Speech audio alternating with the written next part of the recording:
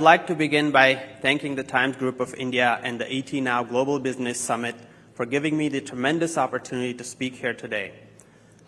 I'm honored to be part of this landmark event, and I'm exceptionally grateful to all the organizers for the hard work. As a child growing up, an Afghan refugee, India was always a country that I looked up to. Maybe it was because of Shah Rukh Khan's movie or the sweet melodies of the Indian music I listened to, but as I got older, I came to understand India's place in the world in a broader context, to appreciate it as a global superpower and to recognize how it stands at the forefront of innovation and progress.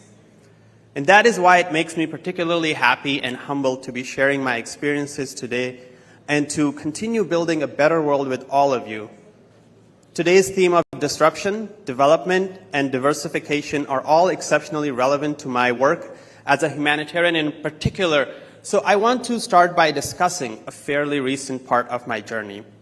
The day I was released from Taliban captivity after 105 days as a hostage in Kabul, Afghanistan.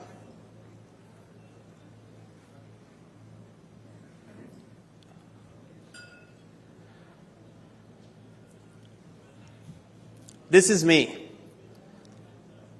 I'm in Doha, Qatar, being escorted off a Qatari C-17 by U.S. State Department official J.P. Feldmeyer.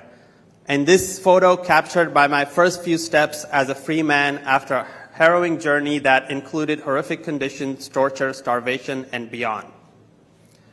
While I was relieved to be free and returning to my family, I left that experience feeling more than anything invigorated by the lessons I'd learned in captivity and eager to put them to use out in the world. After all, if nothing else, captivity teaches you to cherish every day you walk the earth as a free man, and I wasn't about to waste a second of it. So today I'm delighted to share that thought process with you, and I'm going to tell you about the lessons I've learned through the adversity I've faced as a Taliban hostage, as a humanitarian leading an NGO, through seemingly impossible straits, and in my time in the U.S. military.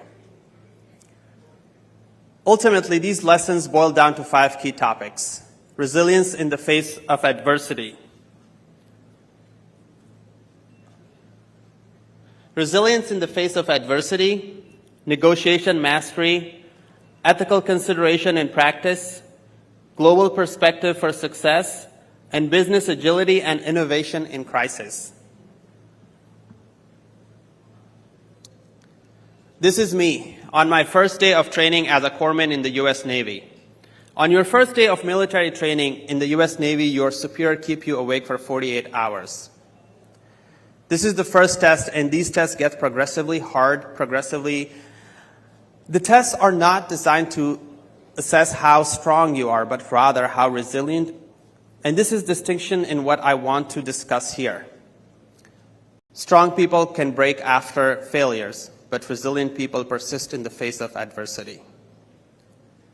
And it was my military training in resilience that prepared me for the challenges I would face thereafter, most specifically while in captivity when I was first taken hostage by the Taliban. I had a bag thrown over my head. I was separated from my brother Anis, whom I had been in Kabul with, and I was thrown onto a dirt floor basement cell in the dead of winter with no heat, no blanket, no windows, and no communication with the outside world. Back home, I knew my family was waiting for my return from Kabul. What would they think had happened to me? I had no way to tell them I was alive. This moment in my life, put simply, rock bottom. And for the first 4 days of my captivity, I laid motionless on the prison cell floor, facing the thought that I had reached the ultimate failure of my humanitarian efforts. In my mind, there was nowhere to go from there, and in a matter of days or weeks, I would be dead. But then on the 4th day, something shifted and my resilience training kicked in. I started utilizing disruption by befriending guards, negotiating with my captors from within the prison, coordinating resistance with other prisoners, and going on hunger strikes to expedite my release. It would take 101 more days and the efforts of countless individuals outside of the prison as well as that will ultimately secure my release. But it was that decision to shift from a mode of failure to a mode of resilience and disruption that I believe saved my life. I have failed so many times in my life, but I don't view that as a bad thing. What I have learned is that we must fail often and fail forward because success is so rarely found on a linear pathway. Second, let's turn to negotiation mastery. This is my father, Abdul. He was born in Logar, Afghanistan 79 years ago, and it's his mastery of negotiation that I believe was the most crucial element leading to my release from Taliban captivity. On day 50 of my captivity, negotiations between the US government and my captors, the Taliban, had stalled to a point of impasse. It seemed as though there was nowhere to go. But then my brother Zabi and my father Abdul, who after immigrating to the United States 18 years ago live in Omaha, Nebraska, had an idea that my colleagues in the US government told them they were crazy for having. They had the idea to come to Afghanistan to negotiate my release in person themselves. And so against the advice of everyone else involved, they got on a plane and entered Afghanistan. My father then requested a meeting with Abdul Haq Wasiq, the General Director of Intelligence, and the meeting was granted. In the meeting, my father asserted his dominance as a Pashtun tribal elder and reminded Wasiq that he had known his father and that he believed his father would show mercy in this situation. He also invoked the teachings of Islam, knowing that Wasiq is a very religious man. Ultimately, this did the trick. Wasiq had previously refused to agree on terms for release with the US government, agreed to terms for release with my 70-year-old father. My father works at Tyson Food Plant in Omaha, Nebraska. And that's because my father understood something crucial about negotiation. First, he understood that dialogue is the most important aspect of every negotiation when you can bring your opponent to the table and look them straight in the eye versus communicating digitally or not speaking at all. Half the work is already done. Additionally, the efforts and meaning of my father flying halfway around the world, sit down and break bread with his son's captors meant something to Wasiq, and that was important. Second, my father understood that he had to hone in on what mattered the most to his opponent and to make the core of his negotiation. The US government was negotiating with the Taliban based on a certain set of assumptions about what they wanted, but my father understood that the man with the decision-making power, Wasiq, cared most about two things: Pashtun fidelity and religious principles. If my father could play to the two specific zones of interest, he was far more likely to get what he wanted than if played to unfounded assumptions about the interest of his opponent. Ultimately, after my family had negotiated the deal for my release with the Taliban, the US government learned from the success and emulated my father's methodology. The US government official I mentioned earlier, J.P. Feldmeyer, took those lessons and applied them to get our release across the finish line. In negotiating the specifics of my release, J.P. told me that his goal was to keep the line of communication open. If the Taliban demanded something that the US government was unwilling to provide, J.P. did not say no. He said, let's talk about it. And then tried to get to the bottom of what was motivating and driving his opponent in their requests so that he could find a middle ground. A middle ground that the US government could grant. If you can continue to talk, the door remains open. And that's what I believe is most important in the art of negotiation.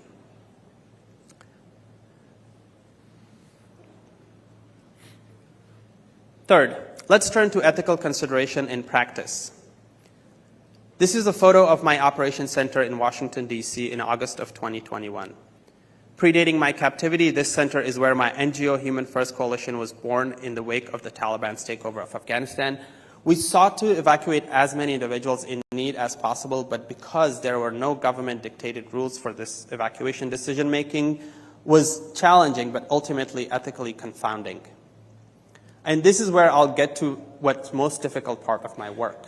How to keep ethical consideration at the core of your practice while continuing to try to serve as many people as possible.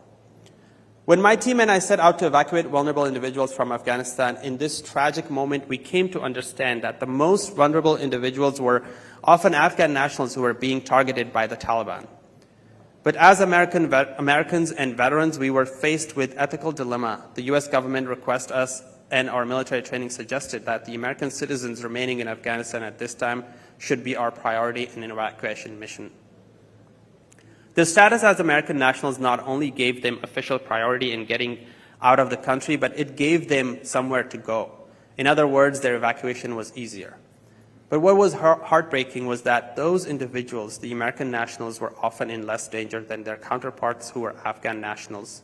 We received nonstop calls from the Afghan nationals describing horrific danger and begging for us to help.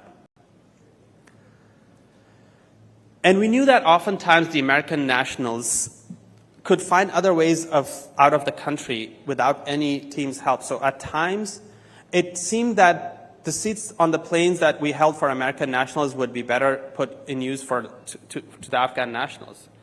So I was left with the ethical conundrum of whether to follow my mandate or deviate and help those whom I felt were most in need. And through much brainstorming with my amazing team, a solution emerged that seemed to achieve the best of both worlds.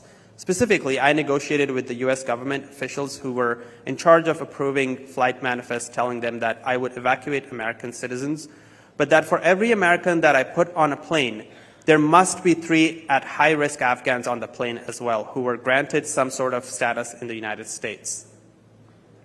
And the government agreed, thereby allowing us to utilize the American nationals to buy the passage of the Afghan nationals. Ultimately, my team and I evacuated about 1,400 U.S. nationals, but moreover, we also evacuated about 5,000 Afghan nationals, and that was only possible because we got into the weeds on where our ethical quandaries lay, and ultimately a solution emerged. Time and again, as a humanitarian, I've encountered similar dilemmas. There will always be more people to help than help that can be given. For every person that you help, there will be thousands asking you why there weren't help, and this is something I've experienced time and again. And if I'm honest, it makes the work feel endless and often exhausting and overwhelming at the point of defeat. But in those moments, I try to always go back to resilience, to remember that drops in a bucket are how a bucket gets filled, and to reaffirm the ethical principle behind why I do the work in the first place. It's that reminder that keeps me going. Fourth,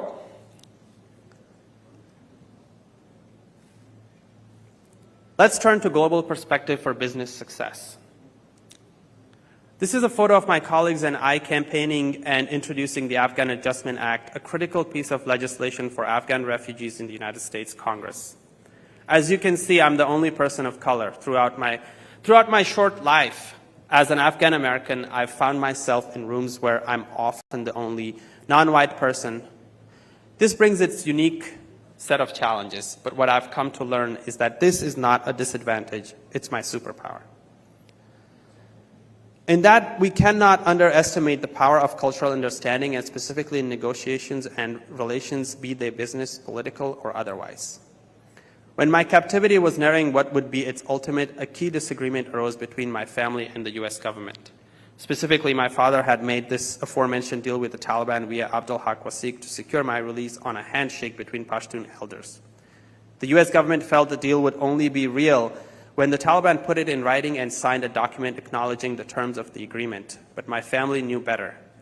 They understood that cultural realities in Afghanistan and amongst Talibs dictate that piece of paper means nothing and a handshake means everything. Painstakingly, my family sought to convince the U.S. government of this reality, and ultimately they succeeded. Sure enough, the Taliban lived up to their end of the bargain, secured over a simple handshake between 2 elders, because that is what cultural realities dictate holds the most weight. In looking to achieve success across international borders, understanding how cultural impacts pathways to success is one of the most, if not the most critical keys to success.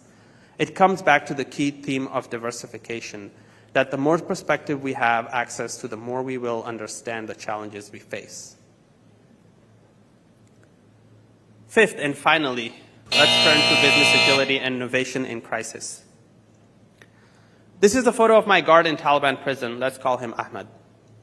On the 17th day of my captivity, my desperate need to reach my family and inform them that I was alive reached to a boiling point, and I racked my brain for how to somehow get contact with the outside world from within a basement cell with no phone, no sunlight, and no way of communicating with anyone. It was then that I overheard my guard Ahmed having a conversation with another guard. In this conversation, he started speaking about how he had been betrothed to a young woman he was excited to marry, but that he didn't have enough money for the wedding. He was worried that his father would break off the betrothal and marry her to someone else who could afford the wedding. Suddenly, something clicked in my brain. Here was something that my captor wanted, and I needed to figure out how I could play a role in getting it for him so that I could get what I wanted. So at the moment, a moment of disruption, I spoke up and I made a proposal to Ahmed that surprised him. I explained that if he went to visit my cousin Jamal, who was living just a few blocks away, Jamal would give him money for his wedding in exchange for my use of his cell phone. If Ahmed told Jamal I had made this arrangement from within the prison, Jamal would be more than happy to oblige. And it worked. Ahmed visited Jamal. Jamal gave him money for his wedding, and subsequently Ahmed let me use his cell phone to call my loved ones from prison and let them know that I was alive, ultimately allowing to start strategizing on my release. Being nimble in crisis leads to innovation in problem solving, and moreover, humans are driven to action because they want or need something. And if we can find out what that something is, we can make enormous strides in getting what is that we want and need. While I would not relive my terrible experiences in Taliban captivity for anything, this experience and other adversities I have faced in my life have taught me these critical lessons that I will carry with me in all that I do from here.